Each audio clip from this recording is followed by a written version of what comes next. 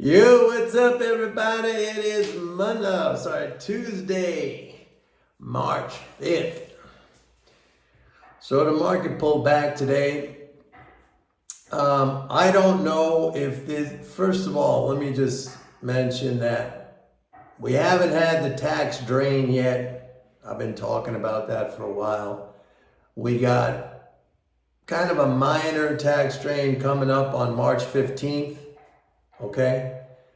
And we got the biggie on April 15th. Everybody knows about April 15th, but that's when tax filings are due, that's when payments are due, stuff like that. That's the big one annually. And that sets up, you probably heard sell in May and walk away. It's an old Wall Street adage. It comes from this seasonal effect of these tax drains, okay? But today was a pretty sharp down day, and we'll see. I have no problem saying, if you have a macro view, I have no problem saying use this weakness that we're seeing now as an area to raise some cash or maybe put on a defensive strategy. If you're into that, maybe some put options. Stuff like that, selling futures, if that's what you're into.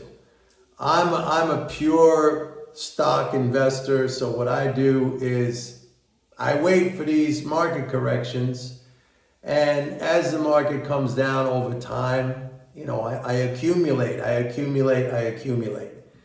So let me reiterate once again, because it seems to be going over your head for a lot of you people out there, because you keep telling me, oh, you were wrong. Let me reiterate that the fiscal environment is still extremely bullish. So if you're going to consider the macro, the big picture view, it's bullish long term. I don't see any indication whatsoever that we will see a let up in these historic fiscal flows. I mean, we're talking about right now, we're above 7 trillion annually of leading spending flows. We're like 120 billion over last year, and last year we did 7 trillion. So don't come to me and say, oh, you were wrong. I might have been wrong about the timing of a correction. But I keep reiterating, I keep repeating the fact that the macro, the overarching, that's the term I've been using for like 2 years. The overarching fundamental condition is bullish. You're just not going to have a recession with this kind of leading government spending flow. All right, so that, just keep that in your head. Like if you're coming at me saying, oh, it didn't have a correction in December, like when you said, well, we hardly had any kind of tax drain. Can't blame me for that. I mean, that is a seasonal tax drain period. It wasn't that big. And also back in December, and it's not like I don't want to try to make excuses. Okay, we didn't have that correction, which I thought, but I did say prior to December, I mean, going all the way back to September, I said we'd get it strong into November, we'd get a dip in December, and then it was going to go up to new all-time highs into February 15th. Which, by the way, on February 15th, we did have a little mini top, and then it came right back up.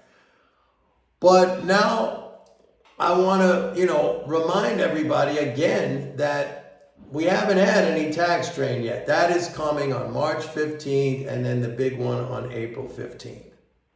All right?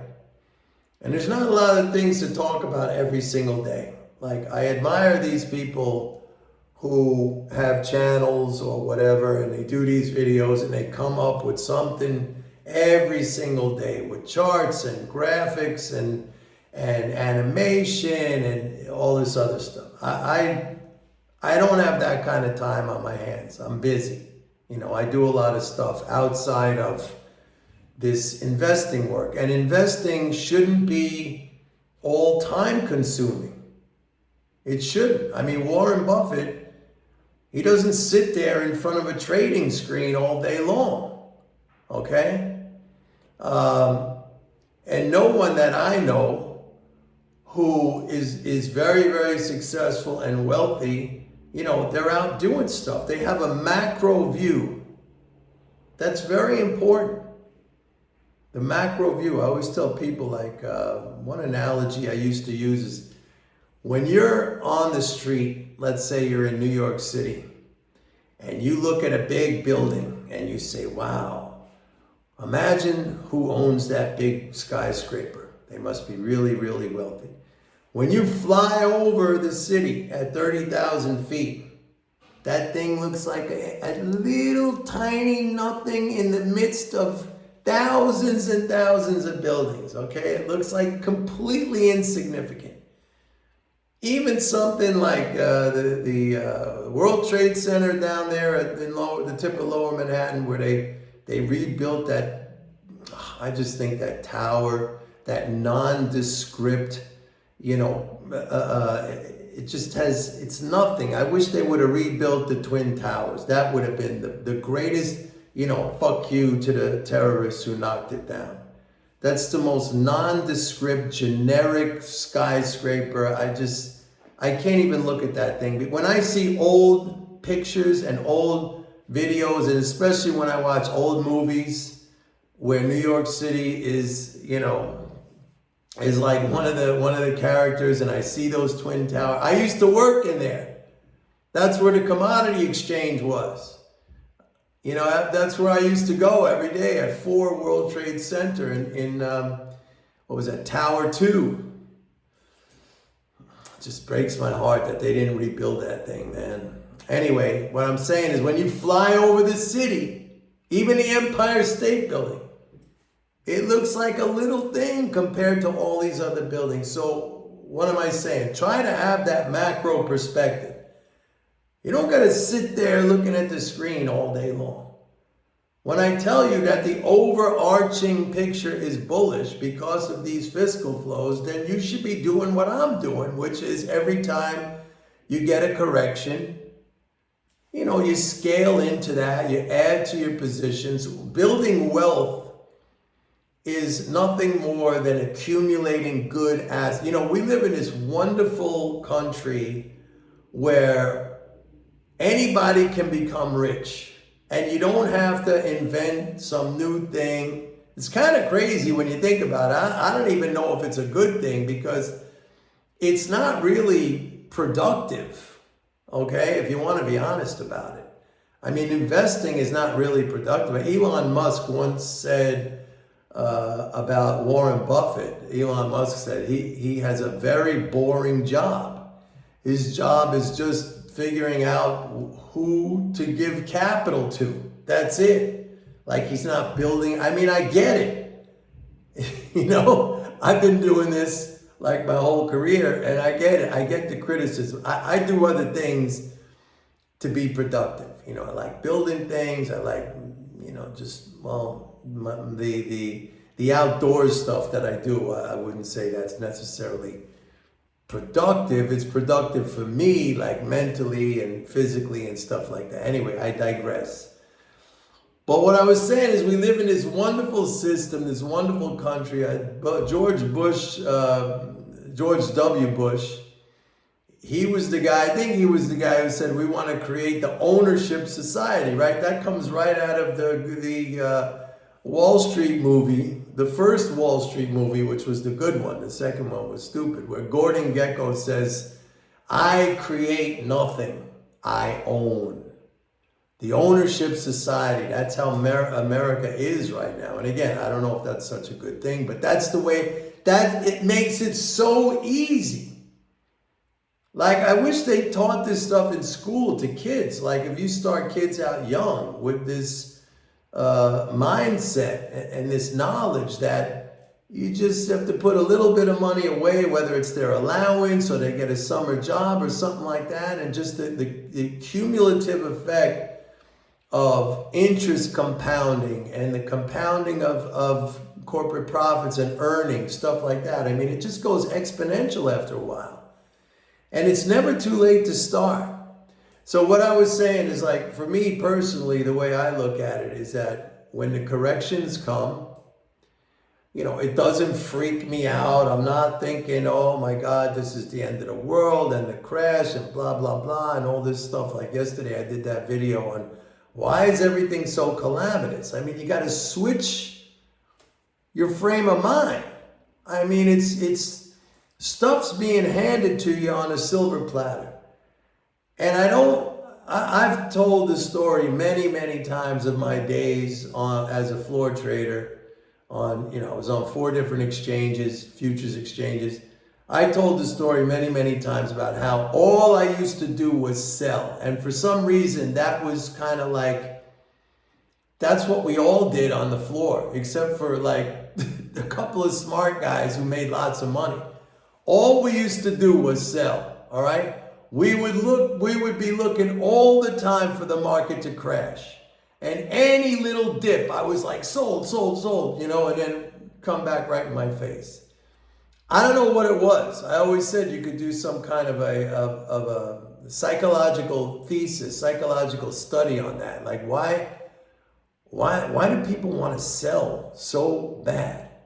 I mean, the money is made on the buy side.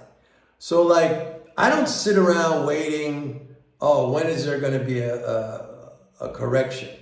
When it happens, it happens. And then, that gets my attention in the way that, okay, now I'm looking around for some bargains. And what do I buy? It's not so hard. Like I have this course, MMT Value Stock Selection, all right, which I sell on my website. And I teach you in that course, it's very easy to come up with it's a simple method of valuation for stocks, okay? And basically the whole strategy is you look at the valuation, all right? Like, are you paying too much or are you paying a good price? Basically based on what the risk-free rate is, what you could get risk-free and what the stock is offering in terms of its earnings yield. Its earnings yield is the inverse of the PE ratio. And then you just wait for it to go down and you accumulate. So I stick with profitable companies. Okay, why mess around? That's not to say you can't make money with companies that are losing money in a turnaround situation. But why? Why speculate like that? You don't know. You don't know the management. You don't know if their strategy for turning the thing around is going to work out. I stick with companies that are profitable with a long history of profitability. And sometimes, you want to know something? Those are just like the plain vanilla companies that have been around for a long, long time, who are leaders in their industry, good management, stuff like that. It doesn't have to be like jazzy and super exciting. That's another thing. It goes back to a talk I gave here, a video I made, I think it was last week or the week before, when I said that most people that I run across, they're really looking for action. They're looking for that, it's that gambler's mentality. They want to find the next Amazon or the next Google or the next Apple. And there's nothing wrong with that. You can do that. But that's just not my thing, and Warren Buffett didn't build his fortune that way either. I mean, I'd rather wait for these blue chip, major companies with long histories of profits and who dominate in their industry. And when the market goes down, when their share price goes down, I buy and I accumulate. So it's about accumulating good assets over time. That's what you want to do. And I've always said, it's time that makes you rich, not timing. People think it's timing. It's not timing. In my Forex video course, and I've talked about this in the past, when I used to give that course live, online, I used to have, there was a segment in that course where I would ask the students, give me a trade right now, unplanned, any trade, I don't know if the time, make it the worst trade you could possibly think of right now, okay? and like blindfolded. I don't know what they're going to choose. I just say, give me the worst thing. But the object of that exercise was to show that timing is not that important. If you know how to, if you have patience, if you don't overextend yourself, if you know how to work in the case of Forex, okay, which is leveraged, if you know how to work out of a situation, or at least work out to the point where, let's say you have a loss, but it's a very small loss because for whatever reason. In stocks, I don't even think it's a workout situation because, like I said, if you stick to good, established companies with long history, track record of profitability, good management, I mean, those are just money generating machines, okay? And so if you buy right, and you don't even really have to, I mean, it's really time, the longer you accumulate over time. But like I always say, if you can tweak your behavior to appreciate these down moves and to look forward to these down moves and to add to your positions on these down moves, you're going to end up over time building a lot of wealth for yourself. Anyway, let me just end off by saying that, and I think I mentioned this yesterday, February and March 1st combined was amazing, but that's what happened in terms of the fiscal flows. It was huge, huge, huge. But that's what happens this time of year. You get an annual peak in these flows because, as I explained yesterday, you get your normal monthly flows, plus you get a quarterly interest payment that came in February, plus you get all the IRS tax refunds, not all, but you get the bulk of the tax refunds in February, plus March 1st, you had first of the month payments going out. So you had in that second half of February, right through to March 1st, it was like this tsunami of fiscal flows that hit. And I said yesterday, to me, that explains, the whole Bitcoin thing. Not that Bitcoin is going to crash or anything. It might have an outlook that is positive. It probably does. But I mean, these things go up and then they correct a little bit and then they kind of go sideways for a while and then they go up again. Same thing with gold hitting a new high. A lot of that, in my opinion, was tied to these massive fiscal flows in the second half of February into the 1st of March. Now we get back to normal levels, okay? And the tax drain. The tax drain, the tax drain, the tax drain, all right? I got to repeat that many times because you keep saying, oh, you said it was going to do this. We haven't had the tax drain yet, okay? We had the peak in the fiscal flows, and I know I said that back on February 15th, but I completely had slipped my mind about the IRS tax refunds. They were big, they were huge in the second half of February. Okay, it was something like another almost 60 or 70 billion. So they were huge, and they're going to keep coming, but now they start to taper off. February and maybe the beginning of March, that's when you get these big refunds. So I got to keep repeating it. Tax drain, tax drain, tax drain. It hasn't happened yet. It's coming, but it hasn't happened yet. So I suspect that when it does happen, we get a very nice correction. If that's the thing you're looking for. Again, me, I don't sit around waiting. When it happens, it happens. My portfolio is at an all-time record high. Okay, I got people here saying, you told me to buy Tesla or something. I didn't tell anyone. I own Tesla. Okay? I own Tesla at higher prices. But my portfolio is at an all-time record high because I don't put all my, what do they say? don't put all your eggs in one basket. I don't put all my money in one stock. I have a diversified portfolio. I own Tesla. I own a bunch of stocks that are not doing well. I own PayPal. I own Tesla. But even with that stuff, my portfolio is at an all-time high. All right?